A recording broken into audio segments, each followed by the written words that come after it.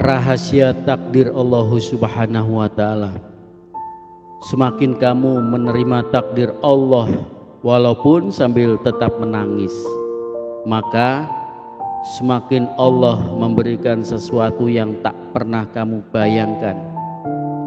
Rahasia takdir adalah ketika kamu berhenti bertanya kenapa, sebab Allah tidak pernah mengajarkan rahasia takdirnya kepada mereka yang bertanya kenapa. Allah hanya mengajarkan rahasia takdirnya kepada mereka yang mau menerima dengan sepenuh keikhlasan hatinya. Pertolongan Allah Subhanahu wa ta'ala datang bukan ketika kamu mengeluh, bukan ketika kamu menolak takdirnya, bukan ketika kamu mempertanyakan kenapa, namun ketika kamu ikhlas ridho atas ketetapan Allah Subhanahu wa ta'ala, maka seketika itu juga akan datang pertolongan Allah Subhanahu wa ta'ala. Allah Subhanahu wa ta'ala sudah berjanji atas namanya sendiri bahwa jika kamu bersabar atas getirnya alur hidupmu, pada waktunya yang tepat Allah pasti melimpahkan manisnya kebahagiaan yang bahkan di luar persangkaanmu sendiri. Betapa indahnya kesedihan yang membuatmu terjatuh hingga terpuruk lara, lalu kamu bersujud menghibah pada Allah Subhanahu wa ta'ala di keheningan malammu, terlelap dalam damai bersama cahayanya. Jika boleh memilih, sebenarnya kamu tidak ingin berada pada posisimu saat ini, namun alur takdirnya tak memberimu pilihan lain kecuali untuk kamu menjalaninya, meski dengan hati lelah dan terus berharap pada kasih sayang Allah Subhanahu wa ta'ala. Betapa penatnya batinmu, rasa-rasanya baru terasa bahagia sejenak, lalu sudah ambruk lagi dalam pedihnya luka hati. Baru terasa batinmu agak lega sebentar, lalu sudah terasa sesak lagi. Hidup seperti tak berpihak kepadamu. Kamu tersudut di kehampaan lara. Kenyataan paling pahitmu yaitu ketika kamu berusaha sekuat tenaga membantu orang lain, namun justru dibalas dengan keburukan dan bahkan pengkhianatan.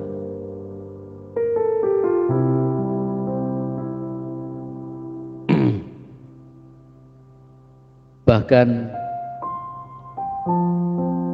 kamu tidak lagi tahu bagaimana cara membedakan apakah kamu sedang baik-baik saja atau malah sebaliknya.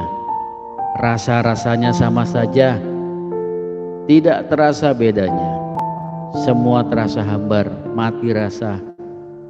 Hanya tersisa seonggok kekosongan dan sesak yang menghimpit laramu. Tak mengapa, nikmati saja proses alur takdirmu itu, nanti juga terbiasa.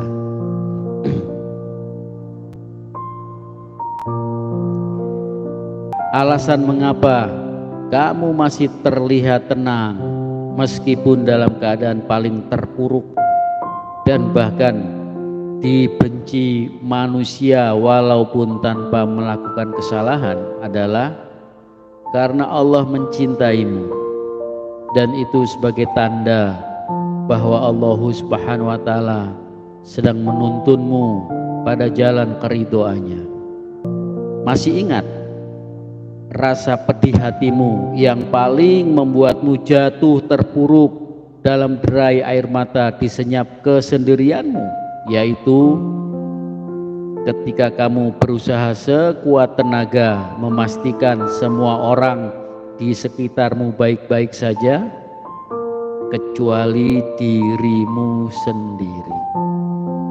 Ketika satu persatu orang-orang mulai menjauhimu karena kekhilafan yang menimpa dirimu, kamu hanya bisa menatap punggung-punggung mereka dan berkata pada hatimu sendiri, bertahanlah. Namun sampai kapan? Sedangkan luka itu sudah keburu fatal dan kamu memburu kata maaf dari mereka. Padahal ada yang lebih menakjubkan dari sekedar kata maaf, yaitu meredam kemarahan dalam dirimu dan membasuh habis kesedihan yang ada.